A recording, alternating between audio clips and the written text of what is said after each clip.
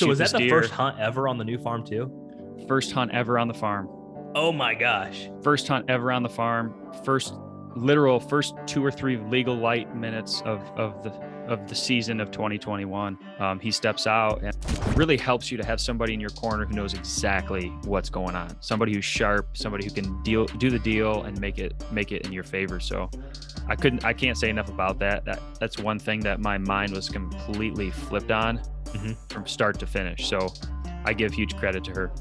All right, as you can tell, this is a great conversation with Nate Hicks, and he talks about how he lived on a boat and also how a buyer's agent was so important in order for him to buy the farm that he ended up buying.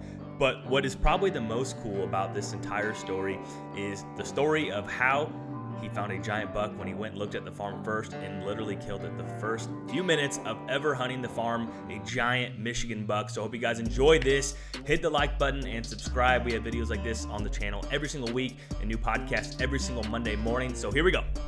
All right, welcome, Nate. So happy to have you on here. We just recorded one for you guys were gracious enough to have me on your guys' podcast, talk all about land. But now it's about to talk about the first piece of ground you ever bought, and it sounds like it's going to be a good one. So before we get into that, go ahead and take a chance to introduce yourself, where you're from, how old you are, and we'll get right to it. Yeah, my name is Nate Hicks. I live in Jackson, Michigan. Grew up there.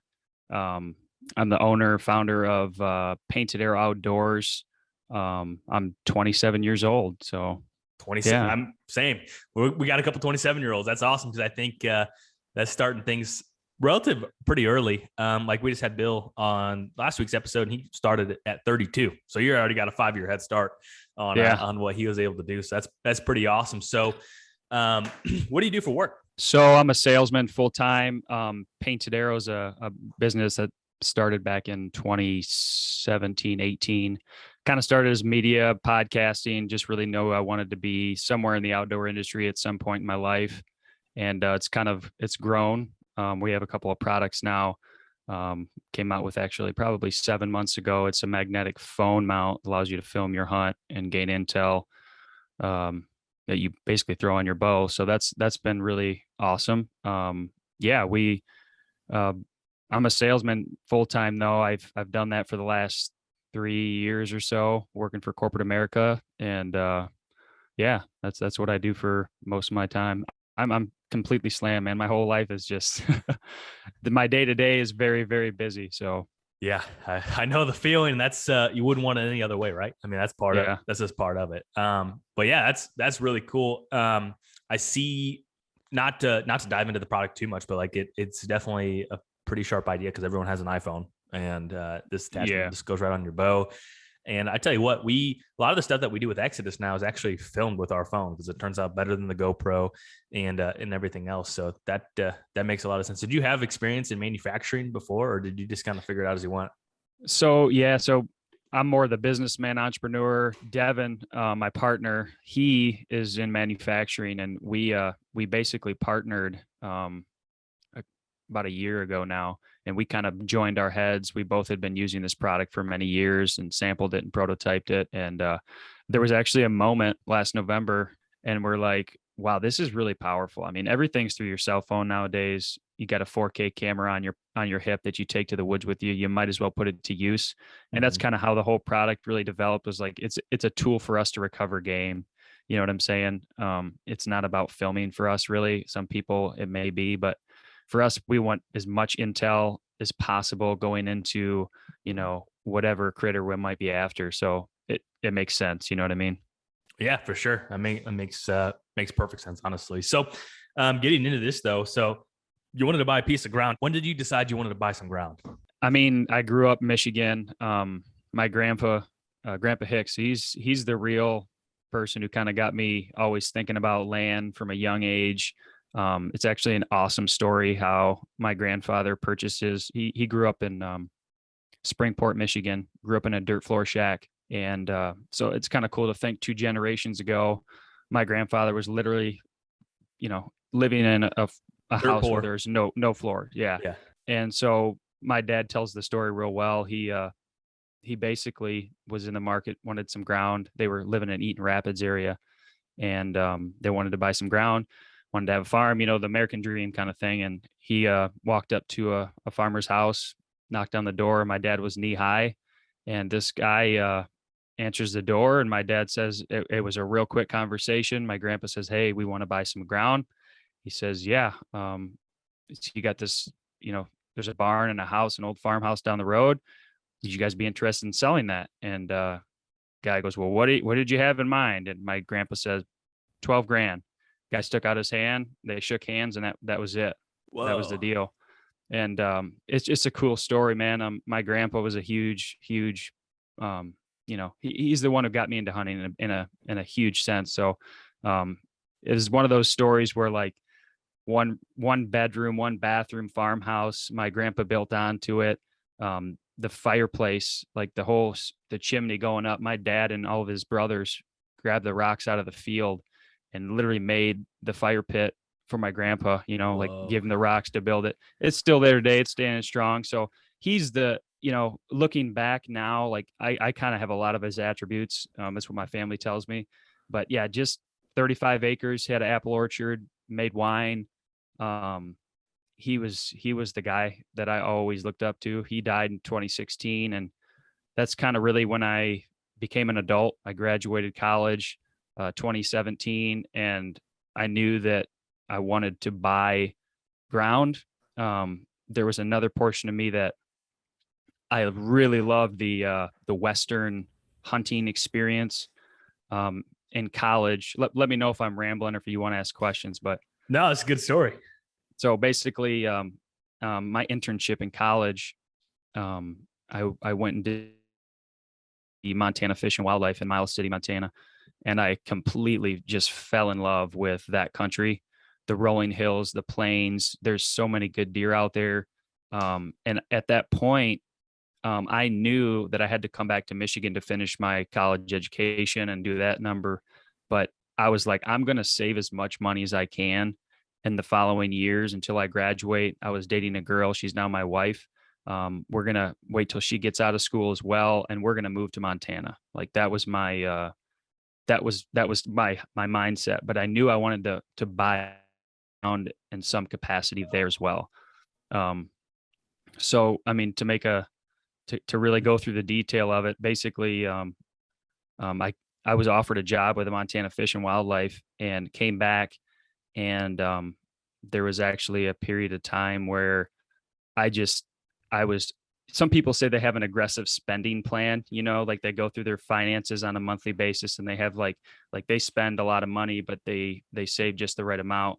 I had the opposite, I would say. I had an extremely aggressive savings plan, like to the point where I wouldn't go out to eat, man. I mean, I wouldn't do. Been there. I just wouldn't even do anything. I wouldn't buy Coca-Cola. I wouldn't do anything. And it almost like affected my social life in some ways. Cause like my brother would be like, let's go golfing, man. And I'm like, I'm not paying $50 to go get pissed off. You know what I'm saying? Like, true. So, anyways, kind of back to the storyline. I came back from Montana. I was full on. I'm like, honey, we're going to get married and we're going to go to Montana. And, I had a bunch of money being saved up. I bought a yacht, over on the west side of Michigan for like $7 grand. And I was going to live on this boat. And when I bought this boat, I mean, it was a 34-foot twin screw motor yacht. I mean, it was a big boat, 1998, and I'm sorry, 1989. Mm-hmm. And this boat, I spent a whole summer. I was working in Grand Rapids at the time.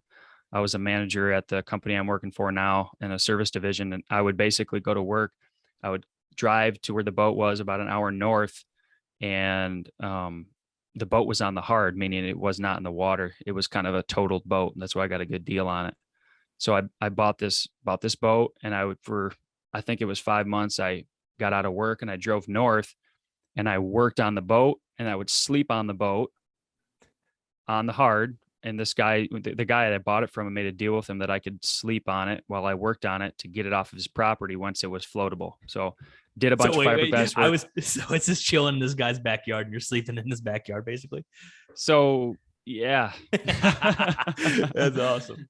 Yeah, that's exactly right. I mean, and I couldn't tell you, man, like the hot summer days, like the boat was kind of on the hard on some jack stands up against this swamp. So the mosquitoes were horrible. And I mean, there was no air conditioning. It was just really, because the air conditioning on a boat runs off of the water flowing through. There's a, that's how that works. So I didn't have any air, didn't have anything. I was eating like a poor man. I mean, just not eating what you should at the Yeah. age of, 23. So, but I fixed that boat up and I launched that boat halfway through the summer. I can't remember what year it was. I want to say it was 2018. I want to say it was 2018. I put the boat in the water and I literally lived on the boat in the summers. And I met a gal from went to my church, and they were snowbirds. So they went south for the winter. And so they let me rent from their house month to month because I didn't want to sign any type of lease. Like my mind was so made up. Like I'm not planning roots here in the state of Michigan. I'm going to go to Montana. I want to live somewhere where there's public land, potentially get like a 20-acre piece. I was doing hard research when I wasn't working on this boat about trying to find ground.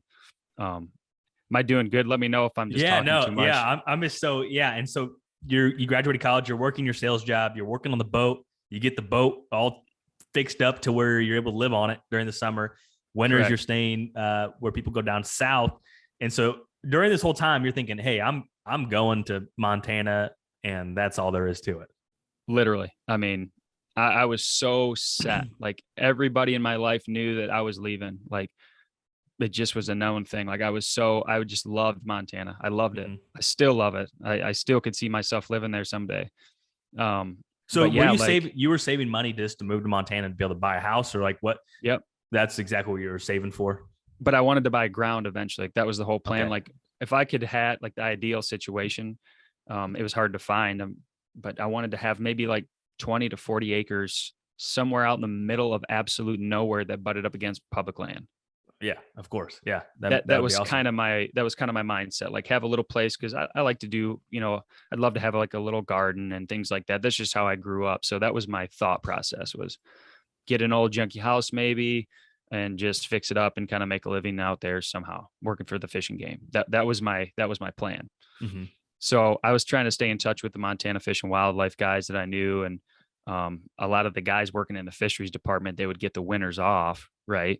So it's a seasonal job. I met a couple of guys that did that. So all they would do all winter was hunt. Oh yeah, that'd be awesome. Ice fish. And so I was like, dude, that is exactly what I want. And so yeah, but back to the boat. I mean, living in a boat. You're like, it's like kind of like living in a van under the bridge, like kind of the same. Vibe. I tell you what, Jake, it was the most epic 4 years of my life. I did that for 4 years. Wow. I call it 4 because it sounds better, but it's like 3.5 years I did it. And like, you literally wake up. I mean, you're like, it's a boat, right? So you're rocking all the time. Like people always ask these questions. Like, I mean, it was like a freaking boat. Like I lived in the boat for 7 months of the year up north. I'd work out of it. I did podcasts. I had a studio in the boat. That's awesome. That's where you should have been recording videos for that. That would have been sweet. Dude, like the first like, I don't know if you go back and look at the Painted Arrow podcast, like I think the first 50 episodes were done on that boat. That's awesome. Like, coming from the yacht. Exactly. The yacht club. But it was super cool, man. Like I fixed that thing up. I eventually, I did a lot of spearfishing out on Lake Michigan. The whole side tangent I could go on about the boat, but basically, were you too cheap where you didn't put gas in that thing, or did you take it out? So I had literally a spreadsheet of how much oil filters were. I had a spreadsheet of how much gas I could afford to put in it, because you have to have a slip fee as well to put your boat at the dock. The gas, I had 2 100-gallon gas tanks on this boat, and at the gas tank, at the normal pump, you're probably paying $3.50, but it's rec fuel, so it's $5. You do the math; it's like $1,000 to fill it up, right? Yeah. So I had it dialed to what I could afford and what I could save. Like it was an absolute scheme of how much money I could save. And I'll be honest with you, I saved a lot of money. I mean, I saved a lot of money living on that boat. And at the time, my company, I had a company truck. So I was like, the whole mindset, the whole being, my aura was save money. Like, yeah. save as money. little to low living costs as quite literally possible, and stack Literally. it up. That's it. That was my whole being. And I had the best time out there. And so this I was struggling to hunt. This is where the story kind of gets good on, like buying land and wrapping this back around to What did you land. have so you were very detail oriented with your plan. Was there an exit plan to Montana? Because it almost seems like it was at Nope, that point, it was just kind of like, oh, we're gonna go out there. Like everything else that is like was it. this, and and it's almost just like, well, I don't know when we get out there. So is that That kind was literally it. That was the whole thing. So I was all in. I mean, all in on one chip. You know what I'm saying? yeah, interesting. Okay, and then so as you saved up, so obviously you didn't go to Montana, or did you? I did not go to Montana. So what happened? Like, did you? So yeah, this is where you found a piece. this is where the story gets kind of interesting. So I struggled in the hunting side of things for those 4 years. Access, just not having a fun time hunting in Michigan, as a lot of people. Well, so to take a 34-foot yacht to get it out of the water in the fall in time for hunting season, like I was running Painted Arrow, and I really wanted, it was like a big deal for me to do at least 1 or 2 trips out west. So I would try and get the boat winterized by myself because I couldn't afford to pay the marina to do it. Get it winterized, get it out of the water in time for fall. I'm making the moving everything I own into, somebody else's house where I'm renting. And so like I would struggle to get on deer just in general from just an overloaded standpoint. I did have some private places that I could hunt, but just, I wasn't having the success that I wanted. And it was torn up about it because I'm a kind of guy where you do something, you do it good. You don't do something half-ass. So I start looking at land because I got all this money saved up, and it's like a thing that I've always dreamed about, having land. I mean, do you want to share how much you had saved up or no? Give probably people not. An idea. Okay, it was a lot of money. I had a lot of money. Yeah, enough money where I was dangerous at the age of 24 years old. You know what I'm saying? For sure.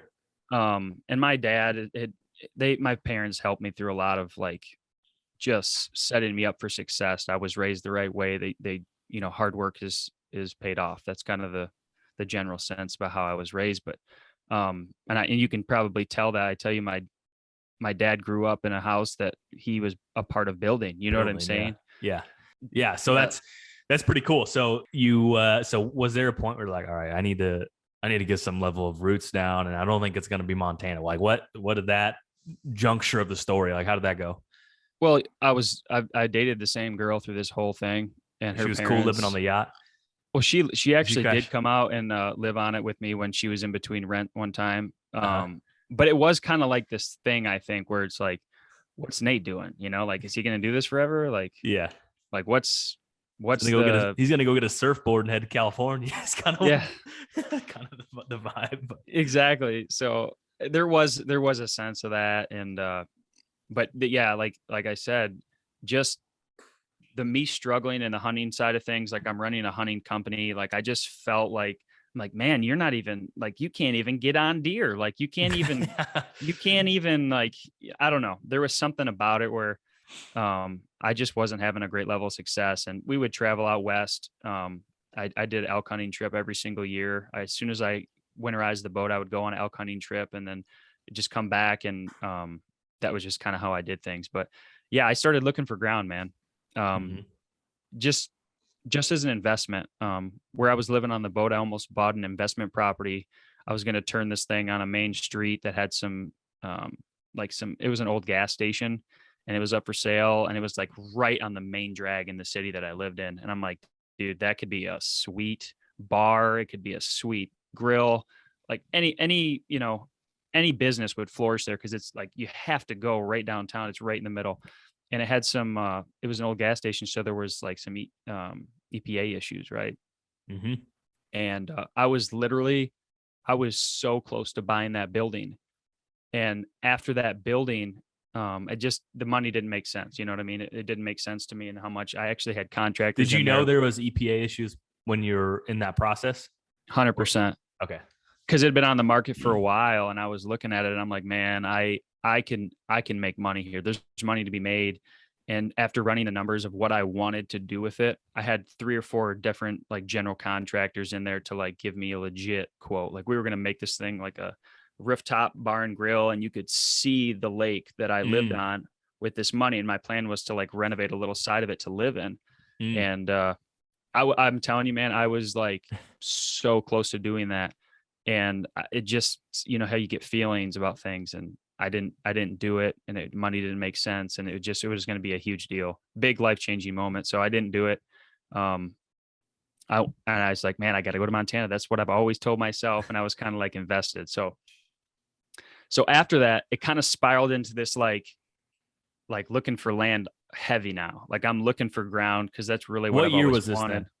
This was 20, this would be in 2019, Okay. 2020, somewhere's in there.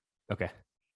So I started looking for ground, and I had a really bad hunting season, missed a deer, just was like totally torn up about it, and just was unhappy with the way that my success was happening in terms of being a hunter. So I Mhm. started looking at these properties in December of last year. It'd have been last year somewhere. Of 2021. Yep. Okay. And I had walked, I don't know how many properties, man. Like, and I work from a home office, so I could have lived anywhere. And my wife was my now wife. She was still in school, and she could intern anywhere. She's a physical therapist. So I was like, I was not looking anywhere specifically in the state necessarily. I knew what areas obviously were better for deer hunting. And I wanted to be kind of more anywhere south of Jackson. Really, that's kind of. I mean, if you make a line right across the state of Michigan, south of Jackson, that's where the ag starts to come up. You get, into some really good hunting. Mhm. I think a lot of people actually overlook Michigan, but there is really good hunting to be had. The There's southern part, plenty of right? deer. Yeah, there is. I'm telling you, man, there's just a lot of deer. And I don't know what it is. In the last couple of years, I've seen more deer than I ever have of higher quality, 130 type bucks almost every year, Wow. getting an opportunity at them. So I hate to say that, but Michigan has a bad rep, man. It just does. I feel like people just like to complain about it at this point. I've never hunted there, and by golly, I'm not going to buy a Michigan tag this year either. But I don't know. It almost feels like it's a rite of passage to complain about it. Well, I mean, if you go north, it's the big woods, right? There's the Manistee National Forest. There's just not a lot of deer, which is an interesting thing about Michigan, because my neighbors now where I live, they remember when deer first were seen It's in crazy. southern Michigan. So it used to be like all of the deer were north. People would drive up to the UP. There's just an awesome culture around hunting in the northern parts of Michigan, kind of like very similar in Wisconsin. Mm-hmm. But yeah, dude, southern Michigan, you get up to Ohio and Indiana. Mm-hmm. There's beautiful ground. There's beautiful rolling everything. It's nice. There's good ground to be had. So You were looking in the general area you knew you wanted to be in a good area. You want to be yeah, south of Jackson. yeah.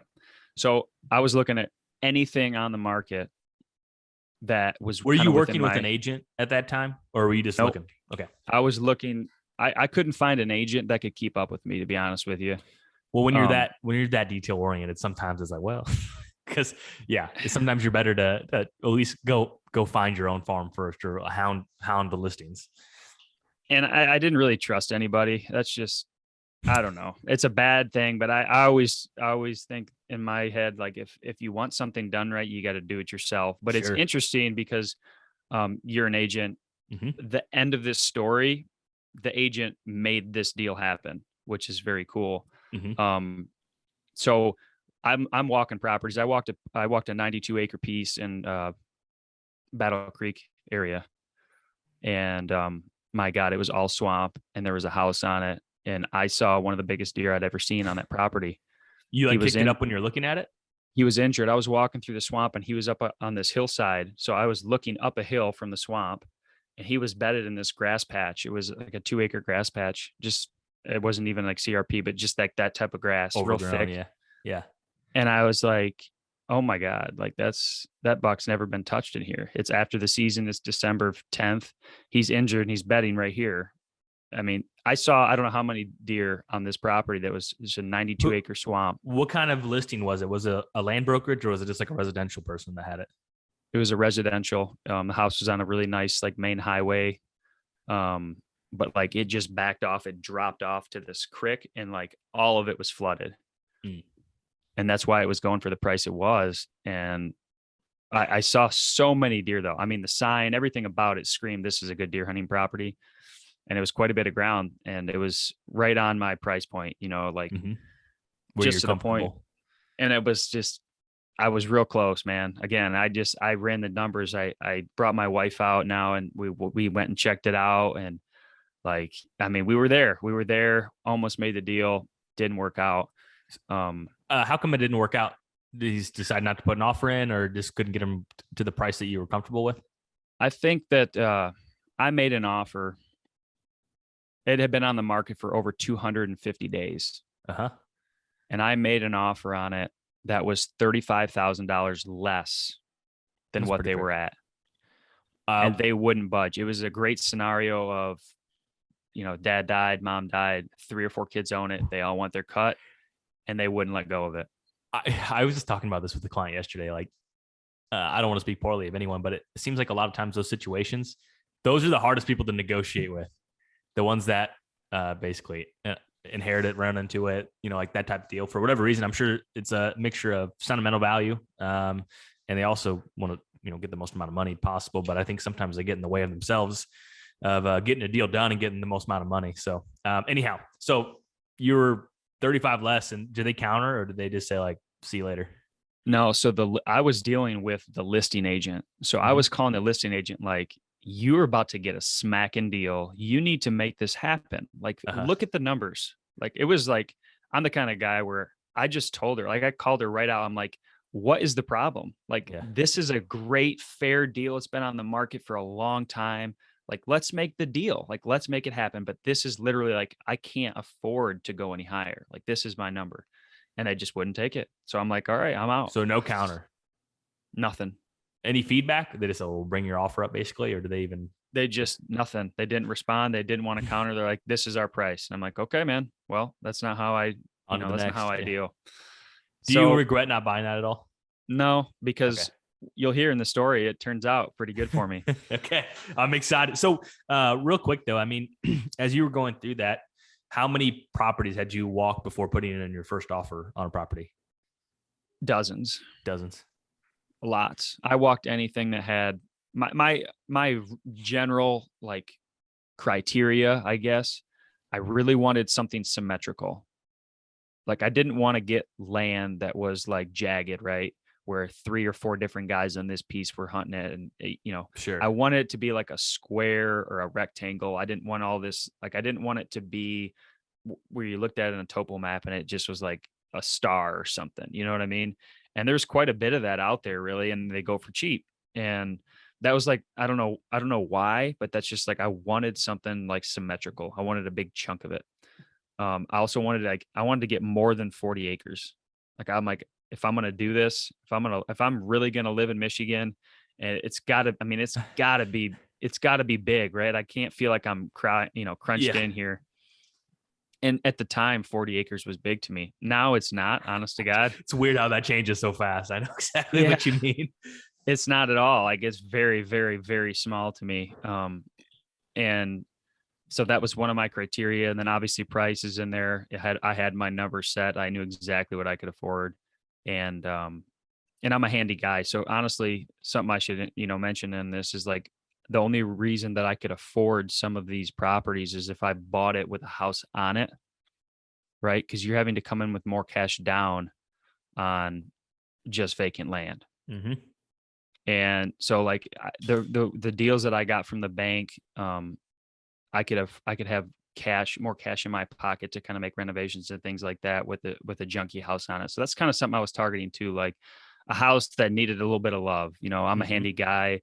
I have the ability to renovate. So that was another thing that I was kind of targeting. So, and it just, like I said, though, a lot of these places where somebody died, the kids own it and they're trying to sell it off.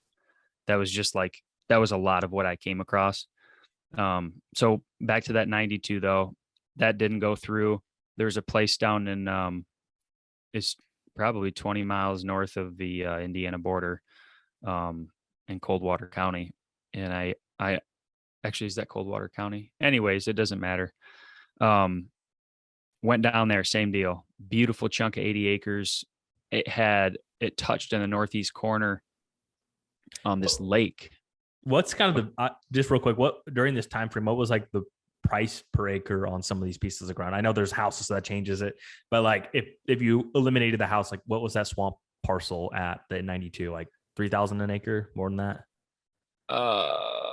That was, they were asking like 450 for it or something like that. For the whole thing with the house? Yeah. Okay. So, but in general, though, if you were just to say take the house away, and that just the 92 acres was listed, like the house was demolished, it's gone, doesn't exist, would you say like, well, I guess it would probably be just a little bit more than that, like 4,000 an acre, 4,500? That specific piece, that ground wasn't worth a lot just because it was really wet. Yep. It was just really wet all the year. And it was interesting to hear from the people that owned it.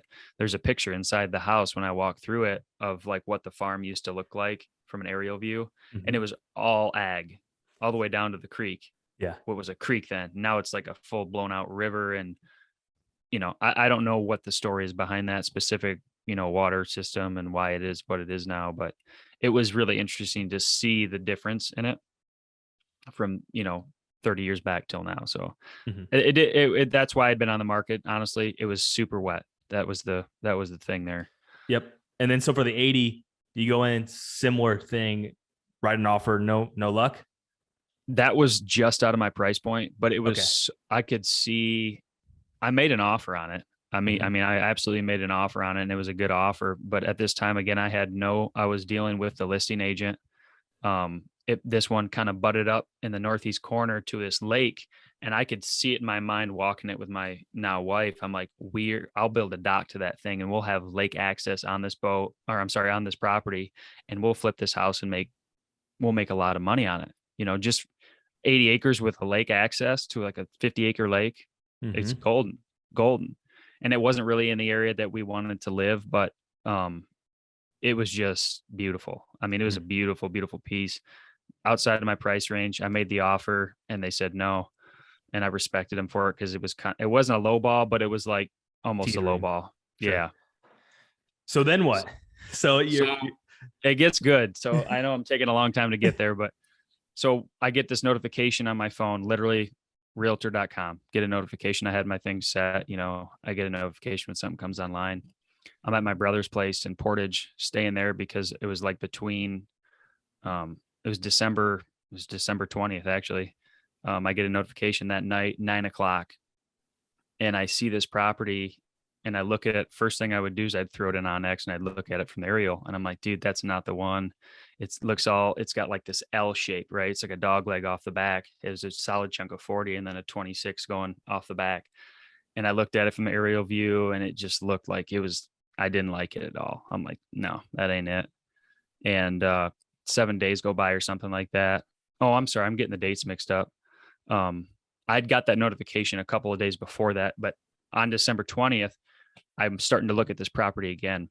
That's what happens. I'm at my brother's place in Portage and I get this notification and I'm like, I'm going to go look at that thing tomorrow morning. There's nothing else on the market. I got nothing to do tomorrow. I'm going to get up early and I'm going to drive out there. And I'd met this lady, actually. She was an agent, one of the properties that I went and looked at, and her name was Mindy, and Mindy was like a go-getter. And we clicked. And I said, hey, if you will drive and meet me at these places and get me showings when I want them, I'll work with you, but most people couldn't keep up with me. Like, hey, I want to look at this one today. Hey, I want to look at that one now. And they were just not what I wanted to deal with. But this lady got me. And so she's like, I can't be there tomorrow. I'll call. You can go check it out. And, I don't have to go. I'll get the permission. You just go check it out and you call me. Let me know what you think. Great. Got up December 21st, drove 3 hours, went to this place. And this is the property that I now own. Mm-hmm. I'm driving down the road frontage. I got it in the GPS. I'm following the blue line and I'm pulling up to it and I'm kind of literally just driving down the road. And, I'm just checking it out, right? Doing a quick drive by. I was going to turn back around and come park in the driveway and give it a walk.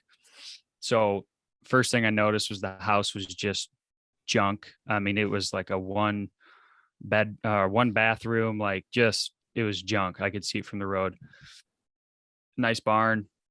I drive by and I literally see 25 yards from the house and about 15 yards off the road, I see a buck's rack in the CRP grass. And I'm like, holy cow, look at that. It looked like a decoy. Uh-huh. It was something like, it was just huge, wide buck sticking out of the grass. All I could see was his antlers. And I'm like, holy shit, that is a big deer. And I turned around, came back, parked in the driveway, and I purposely went out and bumped this buck. And I took a video of him running away. And he was like 150-inch buck, like a huge deer, Oh man, right next to the house. he's just bedded there. Literally, like right next to the house. That's crazy. And so I'm thinking all these things as a hunter would, like that deer doesn't get pressured here, first off. Yep. Right. I obviously noted, I took a video of where he ran to. So I know where he's chilling. Like I know where he feels safe on December 21st in one of the most hunted state, hunters per square mile state in the country. And I'm thinking like, I was just completely captivated by the deer. I ain't gonna lie to you. And at that time in my life, like I was praying a lot. I mean, like, give me like half of me's like, I'm going to Montana. Half of me's like, man, there's just so much going on for me. I was about to get married and I was just praying a lot. Like, God, give me just, what do you want me to do? Like what's something that you want me to do? Like, give me some direction here. And I see this deer and something happened, man. I don't know what it was. Like I was captivated. Like I honestly though, I really, like, leveling with you, I felt like that was like God telling me something in a weird way. A weird way. Here's like, this 150 bedded up outside the house. Like it didn't make any sense. I mean, Right. if you could see where this deer, it just didn't make a lick of sense. So Uh-huh. so I walk this property and I bump up another buck, that was 140-inch type buck. Got within 15, 20 yards of him, tending into late, a doe, a younger doe that was coming into late heat, I think, or, coming in estrus, I'm sorry. And I'm like, holy cow, like this place, I saw turkeys. It was a great mix. So it's 50 acres of CRP. And from the aerial, like I said, it didn't look good at all. I mean, it just. Oh, so I was picturing this as a timber track. So this is like one of those ones we just talked about on your podcast. That's correct. Okay. So cool. It's like all of the main travel points were like these tree lines, super defined. And it was like I could see the hunting, and I could tell it was never hunted. I could tell a lot of things about it just from being I'm into bow hunting, right? I could just see what the potential was. And there was income on this property with the CRP being enrolled, which was super interesting. And the price point, like I called my wife, my now wife, at that time, my fiance, I was like, honey, you're going to have to tell me, like, as I was walking it, after I saw that second buck, I was like, you're going to have to tell me something really good, like why we aren't going to take this, this property. So made an offer that day, but this CRP really made it a sweet deal because there's some income on it. So pretty, like, what kind of income, if you want to, like a couple $1,000, a few $1,000? Yeah, something like that. It pays out just about what a normal, if you were going to lease out your ground to farmer, sure, paying you to rent corn, it's very similar. I mean, it's very similar per acre here in Michigan. So nothing crazy, but it sweetens the deal, right? You get a little check before the hunting season every year, and that's nice, right? So made an offer that day. And this is where the story gets interesting. As I'm literally calling the agent in the field, like, hey, we're making an offer today. Like, we're going to sit down and we're going to do this. There's people in the driveway when I get back. And I'm like, son of a gun. Heart sinks, yeah. And this has been on the market for 7 days. And it's 66 acres. That's the total acreage. And the house is literally, like, I know nothing about the house. I'm just looking in the windows. It's locked. I had to be there with the agent to look at the house. Sure. So at this point, I'm like, I don't really care about the house. I looked in the windows. I can fix it up. There's a decent barn. We'll make it work. And So basically there's a guy in the driveway and I'm like, son of a gun, like my heart sank, like you said. And so I make an offer.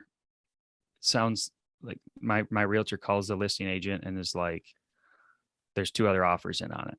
I'm like, great. Was this So priced? Was this priced really nicely? I assume if it's getting yes, that type of attention, especially around yes, Christmas time too, which is usually slow. So yes. okay, It so was it's priced well. And uh-huh, I find out like later, I mean, there's a reason it is. It's because the house is literally like worth nothing. uh-huh. I mean, it needed a new well. It needed all these things. Um, and so I get back to the truck. We make the offer. Um, I wanted my wife to come out and look at it, Mhm. obviously. We had to rush a bunch of things because all these offers were in, and she was working. She was in school in Grand Valley. She's a physical therapist. So she was in school and she couldn't leave. And I was like, you got to come down here because I'm going to buy this place. Like, I need you to I need your blessing. I need to know that you can live here. Mhm. And, she drives down, she sees it. We make the offer. There was 3 offers on the table for this owner. One was full asking price, or one was full asking price cash, but they didn't want to sell it until they sold their house. Okay, so it's contingent on them selling their current Yep. residence, So full asking price, cash money, but contingent upon the sale of their home, which was not sold. which is kind of crazy. If they could buy cash, why wouldn't they just float both of them? Yeah, I'm not sure, man. I would have taken it, you know. Right? Yeah, yeah. And So and what do you go ahead? Sorry. so the second offer was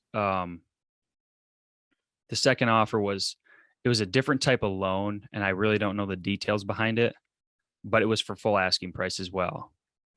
And like I told you, the realtor that I was working with, she had helped me. We'd done this 3 or 4 times now where we made offers on houses and land. And each time, like I learned something from her, she would make my offer really strong. Hmm. You know what I'm And saying? and how so? Like just how she delivered it, how she positioned it. What Well, was she she doing? just knew a little bit more about me in just terms of like, just the bare basics, things that it might go over most people's head, but like a guy like you just know the different types of loans, you know what a strong offer is, you know the contingencies, like, you know, lots of people waive the inspection, right? Just little things like that. I was not about to waive the inspection because I wanted to know how much money I was going to have to sink into this house in order Hmm. for me to live there. So that was what my offer was it was it was full price, but I had a loan involved and it was just much cleaner than everything else. It's a really clean offer. Hmm. Like all I need is an inspection and that's it. And they took my offer, man. Ooh, that It, how was the nerves during that process of pressing, going through the oh, DocuSign, sending it off, and just like hoping like heck they accept your offer because clearly you wanted it. it was it was very stressful. Mhm. Because you look at so many. I was looking for months and months and months, and And like this you is know, it, like like, and people always do too. Like it's easy for me to say like, oh well, or like we were talking about when people have all these different preconceived notions of like what they have to have. It's like you know what you want once you see it. Like you can have all these different things of what you think you want, and then when you look at it, like in your gut. 100%, 100%, and like the really cool thing about this piece too was another credential. I mean, I didn't have to have it, but a big cool thing would be having neighbors that had really big chunks of ground, Of right? course. I mean, it sounds simple, but it's just not out there everywhere. That's just not. And that was a part of this deal. And I'm like, I could see where the timber chunks were. I could just see it being like, this is going to be a good thing to hunt long term. Hmm. So I was crazy about it. They accepted my offer. We do the inspection, and I mean everything's wrong with this house. I mean, literally, there's a hole inside of the kitchen where rodents and raccoons and I mean all matter of animals. When I eventually bought this house, like the whole thing smelled like piss. Like it was Yeah. just a Well, you got complete 150s chilling in the yard, so you yeah. got the whole spectrum there. Like everything about the house needed work. It was junk. It was Hmm. absolutely junk. It should have been bulldozed. I spent the next um, year during COVID rebuilding this house. I replaced floor joists. I replaced the subfloor. I put new paint on it. I installed the kitchen cabinets. I did the toilet, the bathroom, the shower, like all the like everything, the roof, the attic, like I redid the house. I built the house. I Mm-hmm. take full credit for it because I spent a lot of work on it. So Sure. You should. and I mean, when I made this offer, I knew that it was such a sweet deal that I had enough cash to save back that I could actually make these renovations. And cash So flow, which is exactly. what most people run into, and that's why people can flip houses or like like buy a crappy house to fix it. Is because most people don't have the cash to go in and fix it. So when you can just go buy it fixed, perfect, because you can't usually get a loan for a house that if you can't afford to fix the improvements, then probably can't get a loan that will support that. So anyhow, side tangent there. So yeah, I mean, the first day that I took possession of this house last February, I literally took a steel chainsaw out of the porches and ripped the porches right off, both front and back. Like the first 10 minutes I was there, I had a chainsaw in my hand. I'm like, this place isn't going to build itself. And so to kind of get to this buck, right? This big 150-inch buck comes back in the situation. I nicknamed this buck. I guess before I go on this bucktail, is there anything you want to ask me about the deal or the land or anything? Yeah. Real quick though. I mean, it sounds like Mindy was probably one of the best resources you had throughout this process. Any other key resources that helped you along the way? Praying is one. Mm-hmm. Definitely Mindy. I mean, I've heard some of your podcasts where you have guys, you sit there on a tangent and you talk about how important it is to have a good agent that answers the phone, right? The bare minimum, just answer the damn phone. There's nothing that is more valuable to a buyer than a very sharp agent. And I'm not saying there's a bunch of sharp agents out there. It sounds like you know what the hell you're doing, Jake. So anybody listening, feel free. Appreciate but that. Like anybody, what can hurt? Why? How can that hurt you? Yeah, in a buyer's agent, those scenarios where it's listed, like you got that representation for free. Like Mindy was in your corner for free. Like you have an expert for free. I mean, the sellers are paying for that. And I was young and I thought I knew that if I could convince the other agent that they were getting the full take home, that I could have weight and say, and it's just not true all the time. Maybe it is sometimes, but it really helps you to have somebody in your corner who knows exactly what's going on. Somebody who's sharp, somebody who can do the deal and make it in your favor. So I can't say enough about that. That's one thing that my mind was completely flipped on from start to finish. So I give huge credit to her. Awesome. Well, that's great. And I'm glad she was there in your corner. And then I'm just trying to think here. I mean, I think let's go ahead and dive into the story. I think we covered a lot of the questions I had. You kind of indirectly answered, but let's hear about this deer. So just to back up for people, you pull up there for the first time, you see 150 in the yard, and I'll let you take it from there. You buy the place, and then what's that look like? So he was a clean 10. I knew he'd made it through the season, right? I nicknamed the buck the Holy Spirit deer because like I told you, I was captivated by him, and I just felt like God was winking at me saying, hey, this is where you need to be for a little bit. And I have to mention, like I'm thinking about my grandpa a lot while I'm rebuilding this house. There were so many days where I was like underneath the house. I remember there's one specific time I'm underneath this house, like, redoing floor joists, pouring concrete for new footers, and like thinking, what in the hell am I doing? Right. Just like, what are you like? How did you get yourself to where you are? Man, right you lived now in a boat for 4 years. This is nothing. It's probably what you're telling yourself. But I'm telling you, dude, I just a massive amount of grit got me through that. And just, wow. I mean, just a journey. So I'm rebuilding this house, and I put camera. I could tell there's a lot of sign out there. I'm not going to bore you with that, but like, I can see what's going to happen in this fall. And there's a lot of question marks that I have about different locations on the farm and where I'm going to hunt it, how I'm going to hunt it, access, all those things. So I put my cameras out like as soon as I bought it to try and just get some intel. And so May 20th or something, I get a picture right behind the barn of what I think is this buck. So it is nubs in May, or like maybe browse. Just little, Louisville slugger sticking out of his head. I mean, it was kind of obvious, I thought, but I thought I saw this deer, and I'm like, oh, there he is. Summer kind of comes along, and I start to see this buck. I saw him once mowing the lawn, on the neighbors, out in the beans. And at the end of the summer, I kind of knew where this buck was chilling out, right in this drainage area. Great. I mean, when you look at it after you know he's there, you can see him. It makes sense, right? I could tell why he was bedding there, you know. But I keep thinking in the back of my head, like, I know he was spending time on my place. Mm-hmm. And that's probably, from where I'm seeing him, probably 3/4 of a mile or a mile away. And so I get a bunch of pictures of this deer. September 10th, I get some really awesome photos of this buck raking a tree, raking it, just absolutely raking a tree. Hard horn, or like just getting out of his velvet, I assume? He's trying to get out of his velvet, but it looked like he was pretty much hard horned at that point. Mm-hmm.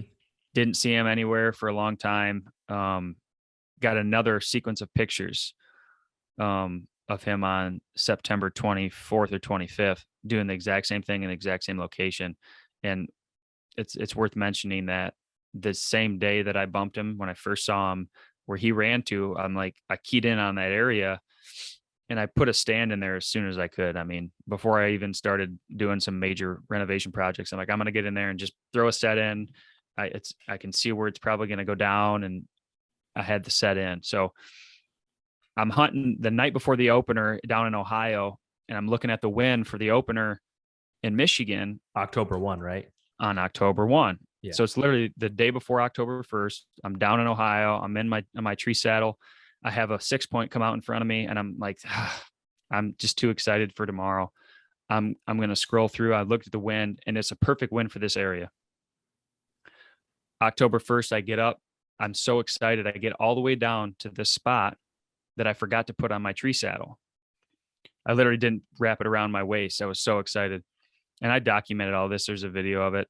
And I had to come back up to the house, go out, get my tub, get my saddle on, go back down to this spot. And right before light, I hear a deer making a rub and scrape on this area where I got pictures of this deer a few times. And 10 minutes later, literally at first possible light, this buck walks out, and I shoot him at 18 yards. Oh my gosh. And I knew he was big, I knew he was really big. I could just see I could see his antlers just shimmering in the light, the first light of the morning, that dawn. Just the most epic, first time to see this deer, just absolutely epic. So was that the first hunt ever on the new farm too? First hunt ever on the farm. Oh my gosh. First hunt ever on the farm. First 2 or 3 legal light minutes of the season of 2021. He steps out, and I shoot him at 18 yards with my bow in a tree saddle, and he didn't die right away. I made a bad shot, so we called all my family. Like gut shot or what? Yeah, it was back. I got video of him kind of like hunching his back, his mouth kind of hanging open. With your product, right? I had my product on, but the light did not capture it. It was too dark. Yep. Okay. And anyway, I know he's still alive. I saw him get up from his bed like 3 or 4 different times. And the last place I saw him, he gets up and he kind of walks out into, I couldn't see, but there's a creek kind of where he's walking. So I'm like, he's going to that creek. He's going to lay in it. And so I'm freaking out. I call a dog tracker. I'm like, what's the move going forward? And basically, we waited about 12 hours to go get, look after this deer. And I get my dad, I get Devin, my business partner, my lifelong friend, and my wife. I'm like, we're going to go down at like 5:45. We're going to go down there and try and find this deer. So we walk down, and after all this time, we walk right up to the last place that he had, been bedding. He was still alive after that. Wow. Well, and for 1 second too, you did everything right though. Like, you waited 12 hours, you had a dog, you had a plan. So many people mess up. Like a gut shot deer, I don't want to say is super easy to recover, but you should recover them if you do things correctly. I know there's so many factors to go into that. But anyhow, so you walk up there and he's still like, imagine looking a little sleepy. Yeah. Kind of bobbing on his last leg. But like, I wasn't expecting to see him in that last bed, because the last time I saw him, he'd got up from that last bed and walked towards this creek. So I was like, I want everybody to follow in my line just in case we need to call the dog tracker. I had him on call. Mm-hmm. I don't want to mess up the scent trail. So we were just kind of following along, and he came back to that last bed that I saw him in, and he was trying to get out of this little dike area, little drainage area. And I had to put a couple more arrows in him, and it really tore me up. And there's a video online on YouTube of this whole thing, and we had to like, it just took away from the moment so much for me. Yeah. It really did, because you imagine it going so many different ways in your mind. And Yeah. but we literally had like a minute of silence, or many minutes actually of silence, just kind of like, and he's Soaking like it in. completely, his rack's completely covered in this grass. So I hadn't even seen him yet. Right. And when we pulled him out in his glory, like, dude, unreal experience. Unreal Gosh. experience. Dude, that's so, I mean, and we've all, I mean, for instance, like, I'm trying to think here, a couple years ago, I gut shot a deer. Like, I knew I gut shot him, like, and it does suck, because it's like, there's nothing better when you just nail them and you watch them pile up. Like, that is an unmatched adrenaline rush. But like, this mixed emotion of like, okay, well, you got this encounter with this deer that you wanted to shoot, and then you bone it, like you mess it up. And then now it's like this contingency plan to try to keep this thing together. But I mean, that is probably one of the most remarkable stories, though, in terms of your entire process. You see this deer the moment you step up on there, and then like literally within the first few minutes ever hunting the farm, you shoot him. Like, oh my gosh, that is so cool, man. Yeah. Giant buck. He ended up scoring like 164 and 6/8.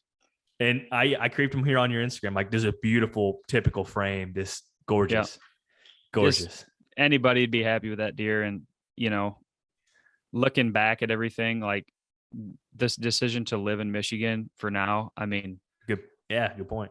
it's not, obviously this deer captivated me, all those things, but I mean, this is where my family is, you know. I don't regret living here by any means. There's no saying what I could do in the future too, you know. So, but it's so fun to have a garden. It's so fun to I'm the kind of guy always got to be doing something. So having some land to just, you know, go cut wood or whatever. Yeah, just have a good time and kind of improve the land. It's a ball, man. It's an absolute ball. That's so cool, man. That's such a great story. I'm so glad you shared it with me. And so, are you living in that house now? Yeah. So you hang out there, and everyone's happy. And so, how do you follow up this past year with this year? Do you got any prospects lined up? I drew a tag in Utah for mule deer. Awesome. I'm going to be going to Utah, and I think potentially Kentucky. But there's a buck that I saw. I could have killed him 4 times, actually, exactly 4 times. I could have killed him. I call him 2.0. He's a 2-year-old deer, and he's like mega wide for being a 2-year-old deer. He has little nubs for brow tines last year, and I'm hoping to kind of get a glimpse at him this, you know, spring, summer. But as a 3-year-old, I think that he can be an epic deer. And it is still Michigan, though. You know, there's a lot of people out there hunting. That's tough. So that's a tough call there, man. I'll be honest. Yeah. So we'll see. I mean, honest to God, score has not ever been a thing of, you know, for me, but it just is a way to identify the type of deer over a podcast that what you're talking about. I shot a buck on the 16th of November last year as well. 8-point, probably 115, 120 inch type deer. You should have seen me, man. I cried like a little girl. I was just giggly, you know. Was that on your farm too? Yeah. Yeah. Oh my gosh. Well, gosh, it just keeps getting better. Dude, that's so awesome. Well, shot multiple turkeys out there. It's been a blessing, dude. It's been a blessing. I think that illustrates something in terms of the right level of patience. I always say that. That's different for everybody, but you're patient. You looked at a ton of deals. You went and walked multiple parcels. You didn't force a deal. I think sometimes people get in the trap where they force something. Like, there's a difference of making something happen and like not being foolish and letting a few $1,000s or a few, you know, like something break a deal. But like the right level of patience, like, you know, like you will know. And I know that's so cliche and all this, like you can't measure that, but you're living proof of exactly what that is. And hopefully someone can take that away and like, and honestly, similar to the parcels that I bought, like same exact thing. Like, it wasn't even like kicking it around. Like, all right, let's, if we can make it happen, we will. And like, we're not going to force it. We're not going to force it, but if it works, it works. And that's exactly kind of what it sounds like with you. Yeah, no, I appreciate that, man. I feel very blessed every day to have a home. You know, I've never had a home. You know what I'm saying? That's the thing too. You lived on a boat, you're like a gypsy there for a while. To sit in a home that you built, it's powerful. I mean, I literally look everywhere, and like I had my hands on everything, and just having a home is it's amazing. It's amazing having a house. Yeah. Well, yeah. So do you think, I always ask these people on like these first time land buyer series, or do you think you're going to end up buying more ground, or like, what does this look like for you? Yeah, 100%. So Painted Arrow, we'll definitely, we're gonna buy land with Painted Arrow for sure. Devin, my business partner, and I, Yeah. We just love land too much. We love deer hunting too much. We want options for ourselves. Mm-hmm. We're looking to buy, an actual headquarters for our location for our company. So that's going to be land in some facet. So we don't know what that'll look like yet. But 100%, yeah, we're going to buy land. Man, that's awesome. Well, if you guys ever look in Illinois, give me a shout. I'd be happy to help you guys. But yeah, anything else here that to close it out, man? Like I said, this is a really cool story, and I'm so glad you shared it and transparent with the story, because I think there's a lot of tangible things that people can take out of this. Yeah, I guess I always hear people say the best time to buy land is now. I mean, even like you have to go into it, in my opinion, with a mindset of I'm going to buy right now, because when you go into enough deals with that mindset, you'll know the right one. Like I said, like you have to be in the mindset of like, I'm going to buy. You can't do this like half in, half out. Mm-hmm. In my opinion, you have to get your finances dialed and know what you can afford. And if it fits if it fits any of your criteria, just go walk it and then check it out. And then the right one will just make itself known. And it might take months, it might take years, but that's, you have to be in the market to know that one. You won't ever know. And that's the thing too. You have to be, like I said before, I think it might have been this one or the one before, but like one of the biggest things is like being ready to strike at any moment. So like, if you are serious about it, don't like you're saying, like half be ready, because in this scenario, you would have lost that deal because you wouldn't have had your pre-approval letter. You wouldn't have been organized, that's how easy, like in those deals, you look for how long at how many listings and walked how many farms, and the right one was going to go quick if you weren't prepared. Like that's the importance of it. And I think that people think like, oh no, I don't really, it's like people don't want to do the work to be prepared to take advantage of the advantage, like, or the situation. And when I say that, it means like not stealing the property, but just buying the one you want, because if it's good, it's not going to last long. Yep. 100%. So, well, I think we'll close it out from there, man. I just want to say thank you once again. And I have to watch that video now. I found on your guys' YouTube channel. It looks like it's about 37 minutes long. Is that the chronicles of it? Yeah, it's more of a documentary rather than like a, typical whitetail deer hunt. It's kind of like a detailed documentary of it, but yeah, that's the one. I'm going to watch it. So thank you so much. And we'll have to connect here again soon. Yep. Thank you so much.